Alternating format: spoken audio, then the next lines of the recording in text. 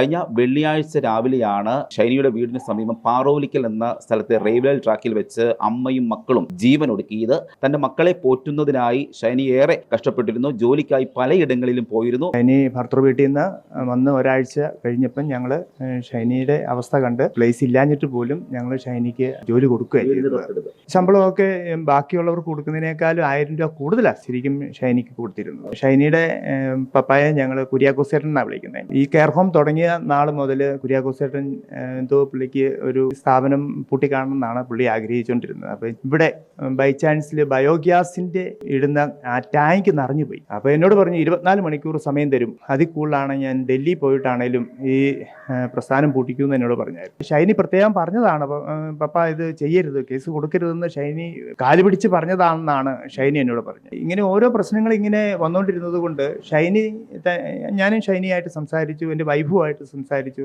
അപ്പോൾ ഷൈനി പറഞ്ഞു, അങ്ങനെ ഉണ്ടെങ്കിൽ ഞാൻ റിസൈൻ ചെയ്തോളാം, എനിക്ക് IELTS പഠിച്ച് എനിക്ക് വിദേശത്ത് പോകാൻ താല്പര്യമുണ്ട്, അതുകൊണ്ട് ഞാൻ റിസൈൻ ചെയ്തോളാം എന്ന് പറഞ്ഞ് റിസൈൻ ചെയ്യുകയാണ് ചെയ്തത്. ഈ പിള്ളേര് ഞങ്ങൾ ഒന്നിച്ചായിരുന്നു പള്ളിയിലൊക്കെ പോയിക്കൊണ്ടിരുന്നതും പള്ളിയിൽ നിന്ന് വേദപാഠം കഴിയുമ്പം തിരിച്ചു കൊണ്ടുപോയിക്കൊണ്ടിരുന്നത്. ഈ സംഭവം കഴിഞ്ഞ പിന്നെ പിള്ളേരും ഞങ്ങളെ കണ്ട അടുപ്പവും ഇല്ല.